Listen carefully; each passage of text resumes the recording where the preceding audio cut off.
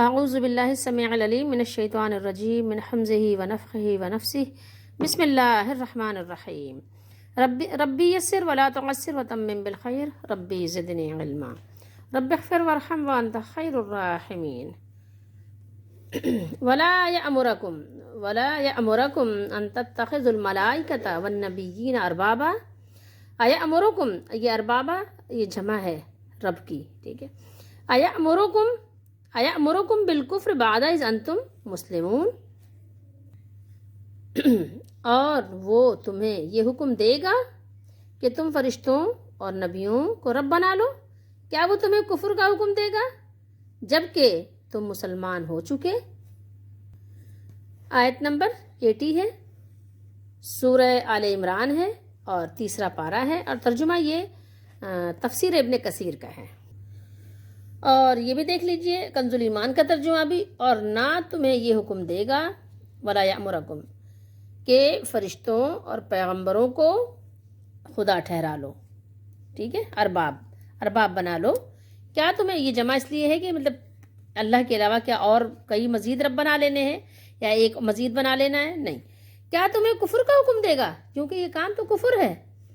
اچھا، تو کیا لفظی طور پر کسی نے ایسا حکم دیا ہے کیا؟ مطلب غیر نبی علیہ السلام کے تو ممکن ہی نہیں ہے، لیکن غیر نبی نے کیا ایسا لفظاً کوئی حکم دیا؟ لفظاً کسی نے نہیں دیا. لیکن ایک ہوتا ہے کوئی لفظی بات کرنا، ٹھیک ہے، عملی بات کرنا، قولی، جیسے لفظاً ہم کہہ رہے ہیں قولی کہتے ہیں اسے، ٹھیک ہے، قولی یعنی قول سے زبان سے ادا کرنا، اور ایک ہوتا ہے عملی یا فعلی. عمل اور فعل میں تھوڑا سا معمولی سا فرق ہوتا ہے، ورنہ اس کو آپ ردیف کہہ سکتے ہیں، ایک دوسرے کے مترادف ہوتے ہیں معنی کے لحاظ سے. تو فرمایا کہ خدا ٹھہرا لو. کیا تمہیں کفر کا حکم دے گا؟ یہ تو سراسر کفر ہے. بالکفر بعد اذ انتم مسلمون، تو کیا تمہیں کفر کا حکم دے گا بعد اس کے کہ تم مسلمان ہو چکے، مسلمان ہو لیے، اس کے بعد کہ تم مسلمان ہو گئے تو کیا پھر تمہیں کافر بنائے گا؟ کیا نبی علیہ السلام اس لیے آتے ہیں؟ ہرگز نہیں. اب تھوڑی دیر ذرا غور کیجئے کہ اس سے پہلے جو ہم نے آیات پڑھی تھی وہ کیا تھی. اس سے پہلے آیات پڑھی تھی نا کہ ما کان لبشر ان یؤتیہ اللہ الکتاب والحکم والنبوۃ. فرمایا تھا اللہ تعالیٰ نے کہ کسی بشر کو لائق نہیں، کسی یعنی شخص کو یہ یعنی زیب ہی نہیں دیتا، مناسب ہی نہیں اس کے یہ حال اور شان کے کہ اللہ تعالیٰ اس کو نبوت عطا فرمائے، اس کو اللہ تعالیٰ حکمت عطا فرمائے، اس کو اللہ تعالیٰ فقیہ بنائے، اس کو اللہ تعالیٰ کتاب عطا فرمائے، اور وہ لوگوں سے کہے کہ تم اللہ کو چھوڑ کر میری عبادت کرنے لگ جاؤ. ایسا تو ممکن ہی نہیں ہے، ٹھیک ہے. وہ تو یہ کہے گا کہ تم اللہ والے بن جاؤ، اللہ کی عبادت کرو، اللہ کے بندے بن جاؤ، اللہ والے بن جاؤ، ٹھیک ہے. تو یہ تو ممکن ہی نہیں ہے کہ وہ اللہ کی کتاب پڑھے، اس کے اندر اللہ کا ڈر ہو اور وہ ایسی بات کرے. یہ تو عام لوگوں کی بات ہے کہ وہ عام بندہ ایسا نہیں کہے گا. نبی علیہ السلام، نبی سوال ہی پیدا نہیں ہوتا، وہ کیسے کر سکتے ہیں؟ آگے پھر اللہ تعالیٰ نے اسی بات کو جاری رکھا، اور یہاں پر اللہ تعالیٰ نے ایک طرح سے آپ دیکھیں تو اس آیت میں یہود و نصارہ کے طرز عمل پر اللہ تعالیٰ نے ایک چوٹ ماری ہے، بہت بڑی چوٹ لگائی ہے ان کو، جنہوں نے انبیاء علیہم الصلاۃ والسلام اور فرشتوں کی تعظیم میں اس قدر غلو کیا، مبالغہ کیا، اس قدر اس کو بڑھا چڑھا دیا، ایگزیجریٹ کیا کہ ان کو رب تعالیٰ کے مقام پر کیا کر دیا؟ برابر کر دیا، کھڑا کر دیا، وہاں لا کے کھڑا کر دیا، اس کرسی پہ بٹھانے کی کوشش کی جو اللہ تعالیٰ کی ہے، یعنی اللہ تعالیٰ کے برابری پہ لا کے کھڑا کر دیا. کس کو؟ اپنے انبیاء کو. کس نے کیا؟ یہ یہود و نصارہ کا طریقہ تھا. لیکن چونکہ یہ اس امت کو بھی یہی کرنا تھا، ان کے طرز عمل پہ چلنا تھا، تو یہ بھی نشاندہی کر دی گئی، علامتیں بتا دی گئی ہیں کہ تم بھی ایسا کرو گے کیونکہ ان کے نقش قدم پر تم چلو گے. تو انہوں نے کیا کیا؟ انبیاء علیہ السلام کی قبروں کے ساتھ یہ معاملہ کیا، اور ہمارے یہاں بھی یہی معاملات ہو رہے ہیں. ہمارے یہاں بھی نہیں ہو رہے کہ صالحین کی قبروں پر کیا ہو رہا ہے؟ عمارتیں بن رہی ہیں، ٹھیک ہے، خوب عمارتیں بن رہی ہیں، بلکہ یہ کہ اب تو حال یہ ہے کہ ڈائری میں اور کاپیوں میں ان کی تصویریں لگائی جاتی ہیں، ٹھیک ہے، اس میں تصویریں بنا کے رکھتے ہیں بزرگوں کی. بلکہ کچھ کمرے ایسے مختص کر لیے گئے ہیں جہاں اپنے پیروں فقیروں کی تصویریں لگاتے ہیں، وہاں نماز پڑھتے ہیں، کہتے ہیں تصویر نہیں تصور ہے، نعوذ باللہ استغفر اللہ. تو نبی علیہ السلام کے آنے کا مقصد کیا ہوتا ہے؟ انبیاء علیہ السلام اللہ تعالیٰ کیوں بھیجتا ہے؟ نبیوں کو، رسولوں کو کیوں بھیجتا ہے دنیا میں؟ کیوں آتے ہیں؟ کہ یہ بگڑے ہوئے جو بندے ہیں اللہ کے، ان کو راہ راست پر لے کر آئیں اور ان کو صحیح راستہ دکھائیں، صحیح راستہ ان کو بتائیں. اس لیے وہ آتے ہیں، اللہ کی عبادت کی دعوت دینے آتے ہیں. جس لیے وہ آتے ہیں آپ اسی مقصد کو فوت کرتے ہیں. عوام الناس، عام لوگ اسی مقصد کو فوت کرتے ہیں. تو یہ بات وہیں سے کنٹینیو ہو رہی ہے جو ابھی ہم نے پچھلی آیات پڑھی تھی کہ وہ ایسی دعوت نہیں دیں گے. کیا وہ کفر کی دعوت دیں گے؟ نبی علیہ السلام کیا کفر سکھانے آتے ہیں؟ نعوذ باللہ استغفر اللہ. وہ تو کفر کی جڑوں کو وہ کہنا چاہیے اکھاڑ پھینکنے آتے ہیں کہ کفر کی جو جڑیں ہیں اس کی جڑوں کو بھی اکھاڑ دیتے ہیں کہ کہیں سے دوبارہ کفر جو ہے نمودار نہ ہو. لیکن یہ ہے کہ ظاہر ہے کہ لوگوں کی ایک عادت پڑ چکی ہے، لوگوں کو غلط روش کی عادت پڑ چکی ہے، صحیح بات لوگوں سے ہضم ہی نہیں ہوتی. تو اسی بات کو اللہ تعالیٰ نے دہرایا اور فرمایا کہ وہ مقبول بندے، یعنی اللہ تعالیٰ کے مقبول بندے ہوتے ہیں. انبیاء، رسول یہ سب اللہ کے مقبول بندے. وہ یہ حکم نہیں دے سکتے کہ فرشتوں کی عبادت کرنے لگو، فرشتوں کو پکارو، فرشتوں سے دعا مانگو، کیونکہ بادل اور بارش اس کے لیے بھی فرشتے مقرر ہیں. ٹھیک ہے، تو اب آپ ایسا نہیں کرو گے کہ ہاں فرشتوں سے کہو کہ فرشتوں بارش نہیں ہو رہی ہے، قحط پڑ گیا ہے، فرشتوں ذرا بادل لے کر آؤ اور بارشیں برساؤ، یا فرشتوں سے منتیں ماننے لگ جاؤ. ایسا تو نہیں کرو گے نا. ایسا کرو گے تو کیا ہوگا؟ آپ کا یہ عمل کفریہ ہو جائے گا، کوئی بھی نہیں پکار سکتا. تو جب آپ فرشتوں کو نہیں پکار سکتے جبکہ وہ بادل اور بارش پر مقرر ہیں، کھیتی پر مقرر ہیں، تو آپ نہیں کہہ سکتے فرشتوں سے کہ ذرا کھیتی تھوڑا زیادہ بڑھا دینا، یا فرشتوں کے لیے آپ جو ہے کچھ ان کی خدمت کے لیے کچھ ایسے کام ایجاد کر لو کہ جو کرنے لگ جاؤ کہ فرشتے آپ کو آپ کی کھیتی بڑھا دیں. ایسا نہیں ہے. اگر کوئی ایسا کرے تو کیا ہوگا؟ کفر ہے، شرک ہے، سیدھی سی بات ہے. تو اسی طریقے سے کسی نبی کو بھی نہیں پکار سکتے یہ نبی یا رسول اللہ، یا نبی اللہ غثنی، ہماری مدد کے لیے آئیے، یا علی مدد، یا حسین مدد. نہیں پکار سکتے. یا شیخ عبد القادر جیلانی المدد، نہیں پکار سکتے. پکارا تو کیا ہوگا؟ یہ آپ کا عمل کفر ہوگا، شرک ہوگا. آپ کو کیا نہیں معلوم کہ جو ہندوؤں کے عقیدے ہیں تو وہی کفر شرک کی بگڑی ہوئی شکلیں تو ہیں. یہ بزرگوں کو بڑھاتے بڑھاتے تو یہاں تک وہ شکلیں بگڑ گئیں کہ وہ اب کچھ پتہ ہی نہیں چلتا، ایسا خلط ملط ہو گیا. ٹھیک ہے، ہر ایک ان کی جو ہے مدد کی الگ الگ دیوی دیوتا بن گئے. تو کیا بن گئے؟ کسی نہ کسی کے نام پر ہے نا. ایسا تھوڑی ہے کہ یہ یعنی آپ سمجھ رہے ہیں کہ ایسے خیالوں میں کوئی بنایا ہوا ہے. نہیں، ان کا بھی کوئی نام ہے پیچھے، کوئی پیچھے بہت بڑا بزرگ ہی تھا. لات بھی جو تھے، جن کا لات کے نام سے ایک بزرگ مشہور ہے نا، آپ نے پڑھا ہوگا کہ ایک لات اور عزا، یہ سب عرب میں حرم میں بلکہ وہاں پر تھے نا یہ اس نام کے بت. تو لات کون تھے؟ عبداللہ بن عباس رضی اللہ تعالیٰ عنہما فرماتے ہیں، بخاری شریف میں ہے کہ وہ حاجیوں کو ستو پلایا کرتے تھے، ایک نیک اللہ کے بندے تھے. انہی کے نام پر لوگوں نے بعد میں بت بنایا تھا. پھر اس کے بعد ظاہر ہے اس بت کی شکل بھی بگڑ گئی، کچھ کا کچھ بن گیا، وہ ایک الگ چیز ہے. لیکن یہ ہے کہ یہ اس کے پیچھے بھی اگر آپ جائیں گے تو ایک بزرگ ہی ہوتے تھے. لیکن اگر آپ قرآن مجید کا مطالعہ کریں، اگر آپ اس کو دل کی گہرائیوں سے پڑھیں تو آپ کو پتہ چلے گا، آپ کو اندازہ ہوگا کہ کبھی بھی کسی بھی نبی نے نہ تو اپنے لیے یہ بات پسند فرمائی اور نہ ہی کسی اللہ کے بندے کے لیے، اپنی امتی کے لیے پسند فرمائی کہ وہ اللہ تعالیٰ کے ذکر کو، اللہ تعالیٰ کی عبادت کو چھوڑ کر، اللہ سے مانگنے کو چھوڑ کر اللہ تعالیٰ کے بندوں سے مانگنے لگ جائیں. کبھی کسی نبی نے پسند ہی نہیں کیا. ہمارے نبی صلی اللہ علیہ وسلم کے ساتھ لوگ بہت ساری باتیں ایسے آپ کے سامنے کبھی کہہ دیتے تھے، لیکن آپ صلی اللہ علیہ وسلم سختی سے آپ اس کی گرفت کرتے تھے. نہیں، ایسا ہرگز نہیں. آئیے دیکھیے، ہم آپ کو ایک حدیث شریف کی کتاب دکھاتے ہیں، مسند احمد، امام احمد بن حنبل کی یہ ہے. ٹھیک ہے، یہ دیکھیے، اور یہ حدیث دکھاتے ہیں. حدیث نمبر بھی دیکھیے 1839 حدیث نمبر.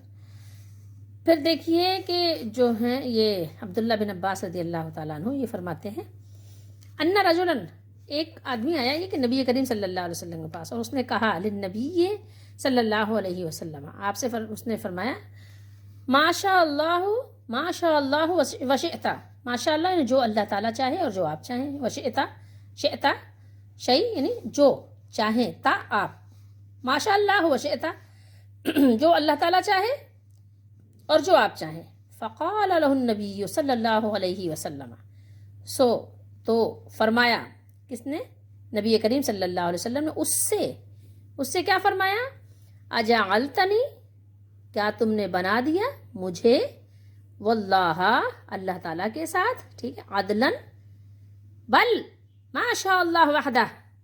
دیکھیے کیسے آپ صلی اللہ تعالیٰ علیہ وآلہ وسلم فوراً ٹوکا، آپ نے فوراً اس کی بات کو رد کیا اور فوراً اس کو منع کیا، اور پھر اس کو طریقہ سکھائے گا آپ نے کہنا کیا ہے، کہنا کیا ہے آپ نے.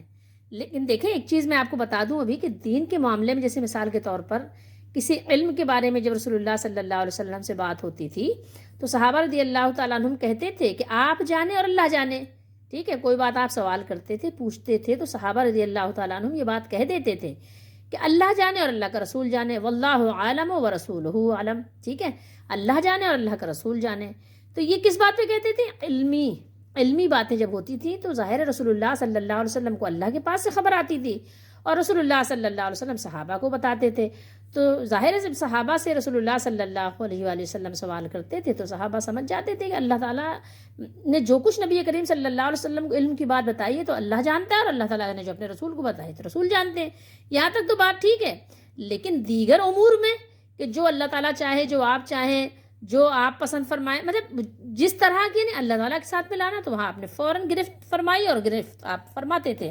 اب آپ اس کا ترجمہ دیکھ لیجئے. ٹھیک ہے، ترجمہ دیکھ لیجئے. حضرت ابن عباس رضی اللہ تعالیٰ عنہما سے مروی ہے کہ ایک آدمی نے نبی کریم صلی اللہ علیہ وسلم سے کہا جو اللہ چاہے اور جو آپ چاہیں. نبی علیہ السلام نے فرمایا کیا تو مجھے اور اللہ کو برابر کر رہا ہے؟ کیا تو نے مجھے اللہ تعالیٰ کے برابر کر دیا؟ کیا تو مجھے اللہ تعالیٰ کا یعنی ساتھ شریک ٹھہرا رہا ہے؟ بلکہ پھر آپ نے منع فرمایا. حدیث میں الفاظ یہ بھی ہیں، اور جگہ یہ حدیث ہے اور دیگر محدثین نے بھی نقل کیا ہے. تو آپ نے ناراضگی کا اظہار بھی فرمایا، کہیں آپ نے غصہ فرمایا. تو دیکھیے آپ نے کیا فرمایا، یوں کہو. پھر آپ نے سکھایا کہنے کا طریقہ، یوں کہو جو اللہ تنہا چاہے. کیا فرمایا آپ نے؟ دیکھیے، ماشاء اللہ وحدہ، جو ایک اکیلا اللہ چاہے، وحدہ یعنی جو ایک اکیلا واحد لا شریک اللہ چاہے وہ ہوگا. ایک اکیلا اللہ چاہتا ہے، سب مل کر نہیں چاہتے. یا اللہ تعالیٰ اپنے یہ نہیں کہ جن کو خاص کیا ہے انبیاء کو تو ان کی چاہت ان کے مطابق اللہ تعالیٰ حکم فرماتا ہے. نہیں، اللہ تعالیٰ نبی تو اللہ تعالیٰ کے حکم کے پسند کرنے والے ہوتے ہیں. نبی علیہ السلام کبھی یہ پسند کرنے والے نہیں ہوتے کہ ہم اللہ پر حکم چلائیں. ایسا کبھی بھی نہیں ہوتا کہ اللہ تعالیٰ کا حکم کچھ اور ہو، اللہ کی مرضی کچھ اور ہو، یا کوئی اللہ کا نبی یا کوئی ولی یا اللہ کا کوئی پیارا اللہ تعالیٰ کے حکم کو بدل کر اپنا حکم چلائے. ایسا کبھی سوال ہی پیدا نہیں ہو سکتا. تو آپ صلی اللہ علیہ وسلم نے اس کو کہنے کا ڈھنگ اور طریقہ سکھایا کہ یوں کہو جو ایک اللہ اکیلا چاہے، ماشاء اللہ وحدہ. کیا تم نے مجھے اللہ تعالیٰ کے برابر کر دیا ہے؟ عدل آپ کہتے ہیں نا، ویسے بھی اردو میں کہتے ہیں نا عدل کرو یعنی برابری کرو. تو یہاں پر عدل کا معنی ہے، دیکھیے یہاں عدل کا معنی یہاں کیا ہے، واللہ عدلن، کیا تم نے برابر کر دیا، اجعلتنی، تم نے مجھے بنا دیا اللہ کے برابر مجھے کر دیا. تو فوراً دیکھیے نبی علیہ السلام کفر کی جڑیں کاٹنے آتے ہیں. تو یہ تو میں نے آپ کو ایک حدیث شریف دکھائی ہے، بے شمار اس طرح کے آپ کو احادیث مبارکہ مل جائیں گی.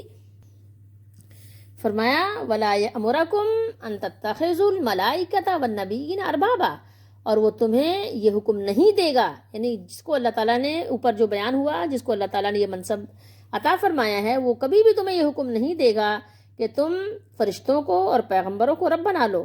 یعنی وہ اللہ کے سوا کسی بھی نبی یا رسول یا ملک کہتے ہیں فرشتے کو، یا ملک، ٹھیک ہے، جو مقرب ہو اللہ کی بارگاہ میں، اس کی عبادت کی دعوت تمہیں دینے لگ جائے، ایسا ہرگز نہیں ہوگا. نبی علیہ السلام ایسی دعوت نہیں دیتے کہ تم فرشتوں سے مانگو، تم نبیوں سے مانگو، تم مزاروں سے مانگو، تم قبروں سے مانگو، تم اللہ کے نیک بندوں سے مانگو، تم دور سے اللہ کے زندہ بندوں کو پکارو، دور سے یا پیر. ایسا نہیں ہے، زندہ بھی ہے تو دور سے نہیں پکار سکتے. کیوں؟ اس لیے کہ کبھی صحابہ نے، مکے میں رہنے والوں نے مدینے سے نبی کریم صلی اللہ علیہ وسلم کو نہیں پکارا. مکے میں صحابہ تھے، طرح طرح کی ان کو اذیتیں ہو رہی تھیں، صحابیہ تھیں، آپ صلی اللہ علیہ وسلم کی بیٹی حضرت زینب بھی تھیں مکے میں، نبی کریم صلی اللہ علیہ وسلم مدینے میں تھے. لیکن کبھی بھی کسی صحابی نے آپ کو نہیں پکارا یا رسول اللہ مدینے سے آ کر ہماری مدد کیجئے خفیہ طور پر، کبھی بھی نہیں پکارا. یا جب آپ صلی اللہ علیہ وسلم مکے میں تھے تو کبھی مدینے والوں نے آپ کو نہیں پکارا، طائف والوں میں نہیں پکارا. جب پورا جزیرہ عرب فتح ہو گیا فتح مکہ کے بعد، تو کبھی بھی کسی صحابی نے کہیں دور سے آپ صلی اللہ علیہ وسلم کو مدد کے لیے نہیں پکارا. کبھی دور سے کسی نے آواز نہیں لگائی یا رسول اللہ اغثنی اغثنی، کبھی بھی کسی نے آواز نہیں لگائی. اور پھر آپ صلی اللہ علیہ وسلم کی تعلیمات میں سے یہ بھی نہیں ہے کہ آپ کسی اللہ کے نیک بندے کو جو قبر میں جا چکے ہیں ان کو آپ پکاریں، ان سے آپ مدد مانگیں. یہ نبی کی تعلیم نہیں ہوتی. نبی علیہ السلام یہ تعلیم دینے نہیں آتے، بلکہ اس تعلیم جو آپ کے اندر گھس گئی ہے اس کو نکالنے آتے ہیں، اس کو دور کرنے آتے ہیں، اس سے روکنے اور منع کرنے آتے ہیں، اس کو کنڈیم کرنے آتے ہیں. اس کو پروموٹ کرنے نہیں آتے. تو اب آپ نے تو جو اپنے خود سے اپنے بنا لیے اللہ کے نیک بندے، اور ان کو کہہ دیا کہ خود ہی آپ نے سرٹیفکیٹ دیا، کسی کو پتہ بھی نہیں وہ نیک ہے کہ نہیں ہے. آپ نے تو ایسے کو پیر بنا لیے جو نماز بھی نہیں پڑھتا، اور آپ اس کو جنتی سرٹیفکیٹ دے چکے ہیں، حالانکہ پتہ ہی نہیں ہے. اور آپ کا خیال ہے کہ وہ آپ کو بخشوائے گا. آپ کا خیال یہ ہے کہ آپ اس کو بخشوائے گا. آپ کو اس کے نمازوں کے بارے میں بھی آپ کو علم ہے، اس کے باوجود بھی آپ ایسا گمان کرتے ہیں. تو یہ شیطانی گمان سے کچھ فائدہ ہونے والا نہیں ہے. بعد میں تو آپ کو پتہ بھی نہیں کون اللہ کا بندہ نیک ہے کون نہیں ہے. جن کے بارے میں قرآن و حدیث پہ سرٹیفکیٹ ہے وہ تو ٹھیک ہے، لیکن بعد والوں کے بارے میں سوائے گمان کے ہمارے پاس اور کچھ نہیں ہے. ہم صرف اچھا گمان کر سکتے ہیں کہ ہاں یہ اللہ کا نیک بندہ ہے، لیکن پھر بھی نیک بندہ سمجھ کر بھی اس کو دور سے پکار بھی نہیں سکتے، اس کی قبر سے مانگ بھی نہیں سکتے. جب اگر وہ قبر میں چلا جائے تو اس سے مانگ بھی نہیں سکتے. اللہ نے فرمایا آیا امرکم بالکفر بعد اذ انتم مسلمون. آیا امرکم، کیا وہ تمہیں اس بات کا حکم دے گا؟ کیا تمہیں وہ اس بات کا حکم دے گا نبی علیہ السلام؟ دیکھیے الفاظ کیا ہیں، آیا امرکم، آیا امرکم، آیا امرکم بالکفر بعد اذ انتم مسلمون. سوچو تھوڑی دیر بھلا، جب تم مسلمان ہو چکے ہو تو کیا اسے یہ مناسب ہے کہ تمہیں کافر بنا دے، کافر ہونے کو کہے؟ ایسا ممکن ہے؟ کیا نبی علیہ السلام مسلمانوں کو کافر بنانے آتے ہیں؟ قرآن کہہ رہا ہے بھائی، میں تو نہیں کہہ رہی، میری کیا جرت ہے؟ قرآن پر چلو، قرآن کہہ رہا ہے. قرآن کو سمجھو، ایسے سمجھو جیسے صحابہ نے سمجھا تھا، ایسے سمجھو جیسے اللہ کے نبی صلی اللہ علیہ وسلم نے سمجھایا تھا. اپنی مرضی سے نہ سمجھو. نبی ایسا کر ہی نہیں سکتے. نبی علیہ السلام اس لیے نہیں آتے کیونکہ جو غیر اللہ کی عبادت کی دعوت دے وہ تو کفر کی دعوت دیتا ہے، جبکہ حضرات انبیاء کرام علیہ الصلوۃ والسلام ایمان کی دعوت دینے آتے ہیں. اور ایمان یہ ہے کہ صرف اور صرف اللہ وحدہ لا شریک کی عبادت کی جائے، صرف اس سے مانگا جائے، صرف اس سے امید لگائی جائے، صرف اس پر بھروسہ کیا جائے. ٹھیک ہے، تو بتائیے اللہ تعالیٰ نے فرمایا ہے وَمَا أَرْسَلْنَا مِن قَبْلِكَ مِن رَّسُولٍ إِلَّا نُوحِي إِلَيْهِ أَنَّهُ لَا إِلَهَ إِلَّا أَنَا فَاعْبُدُونِ. سورہ انبیاء میں اللہ نے فرمایا اور جو پیغمبر ہم نے آپ سے پہلے بھیجے ان کی طرف یہی وحی بھیجی کہ میرے سوا کوئی الہ نہیں ہے، کوئی معبود نہیں ہے، کوئی عبادت کے لائق نہیں ہے، لہٰذا تمہارا کام کیا ہے؟ تم میری ہی عبادت کرو، صرف میری عبادت کرو. اور فرمایا وَلَقَدْ بَعَثْنَا فِي كُلِّ أُمَّةٍ رَسُولًا أَنِ اعْبُدُوا اللَّهَ وَاجْتَنِبُوا الطَّاغُوتَ. اللہ نے فرمایا اور یقیناً ہم نے ہر جماعت میں ایک پیغمبر بھیجا کہ اللہ ہی کی عبادت کرو، اور تاغوت کون؟ جو اپنے تئیں بڑے بنتے ہیں، وہ چاہے وہ بت ہوں اور چاہے وہ پیر صاحب ہوں، تاغوت سے اجتناب کرو. اور فرمایا وَاسْأَلْ مَنْ أَرْسَلْنَا مِنْ قَبْلِكَ مِنْ رُسُلِنَا اجعلنا من دون الرحمن آلہۃ یعبدون. اور اے نبی صلی اللہ علیہ وسلم جو اپنے پیغمبر ہم نے آپ سے پہلے بھیجے ہیں ان کے احوال دریافت کریں کہ کیا ہم نے رحمان کے سوا اور معبود بنائے تھے کہ ان کی عبادت کی جائے. اور فرشتوں کے حوالے سے بات کرتے ہوئے فرمایا وَمَن يَقُلْ مِنْهُمْ انی الہ من دونہ فذالک نجزیہ جہنم کذالک نجزی الظالمین. سورہ انبیاء میں فرمایا اور جو شخص کچھ اور کریں ان میں سے یہ کہے کہ اللہ کے سوا میں بھی یعنی نعوذ باللہ استغفر اللہ معبود ہوں تو اسے ہم دوزخ کی سزا دیں گے، اور ظالموں کو ہم ایسی ہی سزا دیا کرتے ہیں. تو یہ قرآن کی تعلیمات ہیں، ہمیں چاہیے کہ ہم قرآن کی تعلیمات پر چلیں. ایک نہیں بے شمار آپ کو آیات ملیں گی. یہاں جو اللہ نے فرمایا ایامرکم، یہاں جو حمزہ استفہام کا ہے، یہاں یہ استفہام انکاری کہلاتا ہے. کہیں بھی اقراری بھی ہوتا ہے لیکن یہاں انکاری ہے، استفہام انکاری ہے، یعنی یہ ممکن ہی نہیں، کیونکہ انبیاء تو لوگوں کو عبادت الہی کی تعلیم دینے اور مسلمان بنانے کے لیے تشریف لاتے ہیں. وہ اس لیے مبعوث کیے جاتے ہیں، نہ کہ الٹا نعوذ باللہ استغفر اللہ کسی مسلمان کو کافر بنانے لگ جائیں. یہ کافروں کا شیوا ہے. کافر ایسا کرتے ہیں کہ اللہ کے سوا اوروں سے بھی امید لگاتے ہیں کہ کوئی اور بھی ان کی بگڑی بنا دے گا. لیکن ایمان والوں کا یقین، ایمان والوں کا عقیدہ، ایمان والوں کا ہر طرح سے یعنی بھروسہ کس پر ہوتا ہے؟ صرف اور صرف اللہ پر ہوتا ہے. اللہ چاہتا ہے تو کام بناتا ہے، اللہ چاہتا ہے تو کام بنانے کے اسباب بنا دیتا ہے، اور اگر اللہ نہ چاہے تو پھر کوئی بھی ہمارا کام بنا نہیں سکتا. اگر اللہ روک لینا چاہے تو پھر اللہ تعالیٰ کے حکم پر کوئی اپنا حکم چلا نہیں سکتا، اللہ پر اپنا کوئی حکم نہیں چلا سکتا. اللہ کا جتنا بھی پیارا ہوگا تو اللہ تعالیٰ کی فرما برداری کرے گا. اللہ کے بندے اللہ کے پیارے اللہ کی فرما برداری کر کے بنتے ہیں، اس کی طرف سے آئی ہوئی تکلیفوں پر صبر کر کے بنتے ہیں، اس کی دی ہوئی نعمتوں پر شکر کر کے بنتے ہیں۔ یہ نہیں کہ اللہ تعالیٰ کی طرف سے کوئی مصیبت آ رہی ہے تو اللہ کے نیک بندے اس مصیبت کو دور کر دیں گے۔ کیسے دور کریں گے؟ اللہ تعالیٰ کا تو حکم نہیں ہے کہ دور کرو، لیکن انہوں نے اپنے روب، اپنے جلال سے نعوذ باللہ استغفر اللہ، اللہ پہ دوست جما دی، یا اتنا وہ جیسے یہودیوں کا وہ ایک تھا گمان کہ ہم اللہ کے بیٹے بہت پیارے ہیں کیونکہ ہمارے میں انبیاء بہت تشریف لائے ہیں، تو اس لیے ہم تو اتنے پیارے ہیں تو اللہ تعالیٰ ہماری سنے گا جیسے باپ اپنے بیٹوں کی نعوذ باللہ استغفر اللہ سنتا ہے، ایسے اللہ بھی ہماری سنے گا۔ جیسے ایک بیٹا اپنے باپ پر کبھی دھوس جما لیتا ہے، نہیں ابا آپ کو تو یہ کرنا ہی ہے، تو ایسا نہیں ہو سکتا، ناممکن ہے۔ دیکھو بندوں کی مثالیں اللہ پہ نہ دینا، فلا تضربوا للہ الامثال، سورہ نحل میں اللہ نے فرمایا اللہ تعالیٰ پر ایسی مثالیں نہ بنانا، مثالیں بنا کر نہ گڑنا اللہ پر۔ اللہ تعالیٰ پہ نہ کوئی دھوس جما سکتا ہے، نہ کوئی روب جما سکتا ہے، نہ کوئی حکم چلا سکتا ہے۔ اللہ کے پیارے تو بنتے اس وقت ہے جب اللہ کی بات مانتے ہیں، سب کچھ بھی فنا ہو جاتا ہے تو پھر بھی وہ اللہ کی بات مانتے ہیں، صبر و شکر سے ہی کام لیتے ہیں۔ ان کے پاس دو ہی راستے ہوتے ہیں اللہ کا پیارا بننے کا، ایک صبر کرتے ہیں اور ایک شکر کرتے ہیں، روب نہیں جھاڑتے۔ اچھا آپ نے دیکھا ہوگا ہمارے یہاں بھی کچھ ایسے لوگ ہیں، ارے بھائی یہ پیر صاحب کا بیٹا ہے، ارے اس کی کیا بات ہے، ارے یہ مولانا صاحب کا بیٹا ہے، ارے یہ اس کا پوتا ہے، یہ فلاں کا پوتا ہے، فلاں کا بیٹا ہے، فلاں کا نواسا ہے، اس سے کچھ نہیں ہوتا۔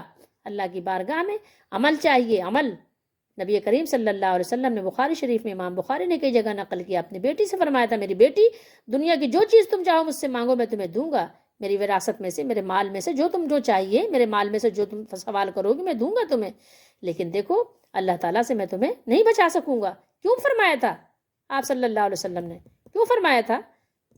وہ تو ظاہر ہے جنتی بیٹی تھی آپ کے، لیکن امت کو بتایا تھا دیکھو کبھی یہ دھوکے میں نہ رہنا کہ اگر کسی کا ایمان بگڑ گیا، اگر کسی کا عقیدہ بگڑ گیا تو اس کو کوئی بچا لے گا، نہیں۔ اللہ تعالیٰ نے نوح علیہ السلام کے بیٹے کا، اللہ تعالیٰ نے ان کا آزر کا تذکرہ، ابراہیم علیہ السلام کے باپ کا، اور اللہ تعالیٰ نے یہ لوط علیہ السلام اور نوح علیہ السلام کی ازواج کا، دونوں کی بیویوں کا جو ذکر کیا ہے، کیوں کیا ہے؟ یہ مقام عبرت ہے، مقام غور ہے، ایسا تھوڑی ہے کہ بلا وجہ کوئی اللہ تعالیٰ نے ایسی قصہ بیان کر دیا۔ آئیے ہم اسی حوالے سے آپ کو حدیث شریف بھی دکھاتے ہیں۔ دیکھیے حدیث نمبر کیا ہے، 3873 ہے، اور پھر پہلے ترجمہ دیکھیے، پھر ہم آپ کو اس کا عربی متن بھی دکھائیں گے۔ دیکھیے کیا ہے، جب نبی کریم صلی اللہ تعالیٰ علیہ وآلہ وسلم بیمار تھے، کون سی بیماری تھی؟ آپ صلی اللہ علیہ وسلم جس بیماری میں دنیا سے رخصت ہو گئے، دنیا سے تشریف لے گئے، آپ کے بھانجے وغیرہ ام المومنین کے بھانجے ہیں، انہوں نے روایت کیا ہے کہ ام المومنین ام عائشہ صدیقہ رضی اللہ تعالیٰ عنہ نے بیان کیا کہ ام حبیبہ، یہ بھی رسول اللہ صلی اللہ علیہ وسلم کی زوجہ ہیں، اور ام سلمہ یہ بھی آپ صلی اللہ علیہ وسلم کی زوجہ محترمہ ہیں، دونوں ازواج مطہرات ہیں، اور یہ بھی تینوں ازواج مطہرات ہی ہیں۔ رضی اللہ تعالی عنہا نے ایک گرجے کا ذکر کیا رسول اللہ صلی اللہ علیہ وسلم کے سامنے، جب آپ بیمار تھے، آپ اپنے حجرے میں تھے، آرام فرما رہے تھے اپنے بستر پر، تو یہ ازواج مطہرات آپ صلی اللہ علیہ وسلم کے پاس بیٹھی ہوئی تھیں، تو وہاں پر یہ ذکر کیا کہ جسے انہوں نے کہاں دیکھا تھا؟ حبشہ میں دیکھا تھا، حبشہ میں دیکھا تھا کہ اس کے اندر تصویریں تھیں، ٹھیک ہے، جیسے ہمارے زمانے میں بھی تصویریں بنائی جا رہی ہیں، لگائی جا رہی ہیں بزرگوں کے نام پر، کہ بزرگوں کی تصویریں ہیں، ان کو چوما چاٹا بھی جاتا ہے، بڑا پیار بھی کیا جاتا ہے۔ تصویروں کی کیا بات کریں، ابھی آئی پہلے حدیث شریف سن لیجئے، پھر ہم بتاتے ہیں کہ کیا کیا تصویریں کی حد تک نہیں رہ گیا۔ انہوں نے اس کا ذکر نبی کریم صلی اللہ علیہ وسلم کے سامنے کیا، تو آپ صلی اللہ علیہ وسلم نے فرمایا جب ان میں کوئی نیک مرد صالح ہوتا اور اس کی وفات ہو جاتی، ٹھیک ہے، پہلے تو آپ اردو ترجمہ دیں گے، پھر ہم آپ کو عربی دکھاتے ہیں، تو اس کی قبر کو وہ لوگ کیا کرتے؟ مسجد بناتے، کیا کرتے؟ مسجد بناتے، اور پھر اس میں اس کی تصویریں رکھتے، ٹھیک ہے، مسجد کے اندر کیا کرتے؟ تصویریں بھی رکھتے تھے۔ یہ لوگ قیامت کے دن اللہ تعالیٰ کی بارگاہ میں کیا ہوں گے؟ بدترین مخلوق ہوں گے۔ اور اس حدیث کو بہت سی جگہ امام بخاری وغیرہ نے ذکر کیا ہے، وہاں پر یہ بھی ذکر ہے، یہاں پر تو نہیں ہے، تو فرمایا کہ یہ اللہ تعالیٰ کے حکم سے اللہ کے نبی صلی اللہ تعالیٰ علیہ وآلہ وسلم اپنی امت کو ڈرا رہے تھے کہ یعنی تم لوگ ایسا نہ کرنا۔ اب دیکھیے حدیث شریف کے یہ الفاظ کہ نبی کریم صلی اللہ علیہ وسلم فرمایا فقال ان اولئک اذا کان فیہم الرجل الصالح، ٹھیک ہے، مرد صالح، جب ان میں سے کوئی جب مرد صالح کیا ہوتا؟ فماتا، اس کا انتقال ہو جاتا، بنو، تو وہ لوگ کیا کرتے؟ بنا لیتے تھے، ایک جگہ نہیں بناتے، اس لیے جمع کا صیغہ آیا، یعنی ہر جگہ ان کا یہ طریقہ تھا کہ اللہ کے صالح بندے کے ساتھ یہی معاملہ کرتے تھے کہ اس کی قبر کے پاس بنا لیتے تھے، علی قبر ہی، ٹھیک ہے، اس کے قبر کے پاس، اس کے قبر کے پاس، اللہ کے بھی 3 معنی ہوتے ہیں، اس کے قبر کے پاس بنا لیتے تھے مسجدن، مسجد بنا لیتے تھے، وصوروا اور تصویریں بھی بنا لیتے تھے، ٹھیک ہے، جیسے ہمارے یہاں نہیں تصویریں کھینچ کے بناتے ہیں اور وہ ڈیزائننگ کر کے بناتے تھے، وتصوروا فیہ اور اس میں اس کی تیک الصور اولئک شرار الخلق، یہ کیا ہے؟ شرار الخلق، یہ بدترین لوگ ہیں خلق میں، جو اللہ کی مخلوق ہے اس میں یہ بدترین لوگ تھے، عند اللہ، اللہ کے نزدیک، یوم القیامت، قیامت کے دن۔ دنیا میں جو ان کی بدترین والا معاملہ ہے وہ تو ہے، لیکن جو اسی حال پر مر گیا وہ قیامت کے دن بھی اللہ تعالیٰ کے نزدیک بدترین لوگوں میں سے وہ لوگ ہوں گے جنہوں نے ایسا عمل کیا۔ آج ہمارے ہاں دور میں دیکھیے، یہ تو انہوں نے انبیاء کے ساتھ کیا تھا، تو یہ ان کا یہ حال ہے کہ وہ بدترین ہے، اور آپ تو ان کے ساتھ کر رہے ہو جن کی بزرگی کا بھی آپ کو نہیں پتا، نہ وہ نبی ہیں نہ ہی وہ صالح ہیں، صالح کے ساتھ کرنا گوارا نہیں ہے، آپ تو ان کے ساتھ کر رہے ہو۔ یہ تو ان کا طریقہ یہ تھا یہود و نصارہ کا کہ نبی کے ساتھ کرتے تھے، اس کے ساتھ صالح کے ساتھ بھی کرتے تھے۔ کیا اللہ کے نبی نے فرمایا کہ رجل صالح، ٹھیک ہے، الرجل الصالح، کیونکہ موصوف صفت ہے، دونوں ایک جیسے سیکھے آئے ہیں اس کی طرح، یعنی یہ کہیے کہ دونوں معرفہ ہیں۔ تو بہرحال تو یہ تو ان کا معاملہ تھا کہ نبی کے ساتھ بھی وہ کرتے تھے اور صالحین کے ساتھ بھی کرتے تھے، اور آپ کیا کر رہے ہو؟ آپ صالحین کے ساتھ بھی کر رہے ہو، نبی کے ساتھ نہیں کر رہے ہو، اللہ کے نیک بندوں کے ساتھ بھی کر رہے ہو، اور جو نیک نہیں ان کے ساتھ بھی کر رہے ہو، دونوں کے ساتھ آپ یہ معاملہ کر رہے ہو۔ آپ کتنے شریر ہو گئے اللہ کے نزدیک، یہ شرار الخلق تھے عند اللہ یوم القیامہ۔ آپ اپنی شرارت اندازہ لگا سکتے ہو کہ آپ کتنے شریر اور شرارت پسند ہو اللہ کی بارگاہ میں، آپ کو اس کا تصور بھی نہیں ہے۔ اب آپ کو میں بتاؤں، یہ تو تصویر بنا کے اس کی پوجا پاٹ کرتے تھے یا قبروں کی پوجا پاٹ کرتے تھے، آپ کا تو یہ حال ہو گیا ہے کہ جہاں قبر بناتے ہیں قبر کی ایک ایک چیز کو چومتے ہیں، اس کے جو پتھروں کی جو اس کی دہلیز بنائی جاتی ہے، جو اس کے راستے بنائے جاتے ہیں، جو قبر کے اوپر جو چڑھ کر جاتے ہیں، جو سیڑھیاں ہوتی ہیں، ایک ایک چیز کو چومتے چاٹتے ہیں، وہاں جو پھول ڈالتے ہیں ان پھولوں کو بھی چومتے ہیں، ان چادروں کو چومتے ہیں، ان میں کون سی برکت آئی ہے بھائی؟ کہاں پر یہ فرمان ہے نبی صلی اللہ علیہ وسلم، کہاں انہوں نے یہ دعوت دی ہے کہ تم کافر بن جاؤ، کلمہ بھی پڑھتے رہو اور یہ کفر والے کام بھی کرتے رہو؟ کب یہ دعوت ہے بتائیے تو، تھوڑی دیر کبھی سوچا ہی نہیں بیٹھ کے کہ سوچتے۔ اللہ کے نبی صلی اللہ علیہ وسلم نے حجر اسود کو چوما تھا، تو حضرت عمر رضی اللہ تعالیٰ نے جب چوما تو کہنے لگ گئے، بتا دیا لوگوں کو کہ اے حجر اسود صرف اس لیے چوم رہا ہوں کہ اللہ کے نبی نے تجھے چوما ہے، ورنہ یہ مجھے پتا ہے کہ نہ تیرے اندر کوئی نفع کی حیثیت ہے نہ نقصان کی، اس لیے نہیں چوم رہا ہوں کہ تو مجھے کوئی نفع دے گا یا کوئی نقصان دے گا، بلکہ اس لیے چوم رہا ہوں کہ اللہ کے نبی نے چوما تھا تو میں بھی چوم رہا ہوں۔ لوگوں کو عقیدہ بتا دیا کہ اس پتھر میں کچھ نہیں ہے، لیکن آج کیا ہے، لوگ وہی پتھروں کی اتنی پوجا کر رہے ہیں، یہ بزرگ کے دربار کا پتھر ہے، ایک ایک پتھر کو چوم رہے ہیں، بتاؤ تم اللہ کو کیا منہ دکھاؤ گے؟ ایک ایک پتھر کو چوم رہے ہیں، چاٹ رہے ہیں، چوم رہے ہیں، سجدہ کر رہے ہیں، سر رکھ رکھ کے چوم رہے ہیں، ہاتھ لگا لگا کے، ایسے ہاتھ لگائیں گے پھر سینے پہ لگا لیں گے، یہاں ہاتھ لگائیں گے پھر سینے پہ لگا لیں گے۔ ارے بھائی کیا ہو گیا تم لوگوں کو؟ کیا ہو گیا؟ یہ پتھر تمہیں کیا دے گا؟ یہ تو پتھر ہے، یہ تو پتھر ہے، یہ تو لوگوں نے لگایا ہے، یہ تو بتوں کی طرح تم نے حال کر دیا، اس کو طاغوت بنا دیا تم نے۔ یہ تو وہی حال ہے جیسے کہ انہوں نے جب وہ ایک شکل میں ڈھالا پتھروں کو ہندوؤں نے، تو اس کو چوما چاٹی کرنے لگ گئے، ایسے تم نے بھی ایک اپنے بزرگ کو یہاں دفنایا، جس کو تم بزرگ سمجھتے ہو اس کو دفنایا۔ اگر بزرگ بھی تھا تو آپ ایسا نہیں کر سکتے۔ کیا صحابہ کرام رضی اللہ تعالیٰ عنہم نے رسول اللہ صلی اللہ علیہ وسلم کی دہلیز کو اس طرح چوما تھا؟ کبھی وہاں سر رکھ کے سجدہ کیا تھا؟ کبھی اس طرح پیار کیا تھا جس طرح تم کر رہے ہو؟ تمہیں ہو کیا گیا ہے؟ تمہارا کلمہ تمہیں کیسے بچا سکے گا؟ بتاؤ تو صحیح۔ پھر اس پر اور اس پر اتنی بڑی، یعنی کہنا چاہیے کہ ناگہانی، کہ اس کی پھر قبروں کی جو ہے دھلائی صفائی بھی ہوتی ہے، اس کا پانی بھی پی جاتے ہیں یہ لوگ، حوض بنا کے پانی رکھتے ہیں بطور تبرک، زمزم کی طرح اس کو پیتے ہیں، اس کو بیماروں کو پلاتے ہیں، اس کو شفا سمجھتے ہیں کہ شفا ہوگی اس سے۔ بتاؤ ذرا، یہ تمہارے اور ہندوؤں میں کیا فرق تم نے چھوڑا ہے؟ ہندو کرے تو وہ جو ہے کافر ہو جائے، تم کرو تو تم مسلمان رہو۔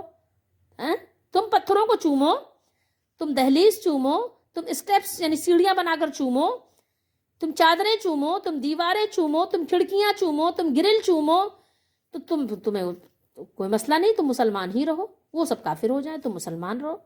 کون سا ایمان تمہیں یہ درس دیتا ہے، سبق دیتا ہے؟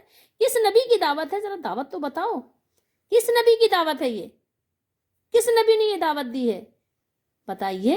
جس نے کیا تھا تو اس کو تو شرار الخلق فرمایا اللہ کے نبی نے، اور اللہ کے نبی کے ماننے والوں نے کبھی یہ کیا بھی نہیں۔ آپ کے پاس کہاں سے دلیلیں آئی ہیں؟ کہاں سے آپ چوم رہے ہو؟ کیسے کر رہے ہو؟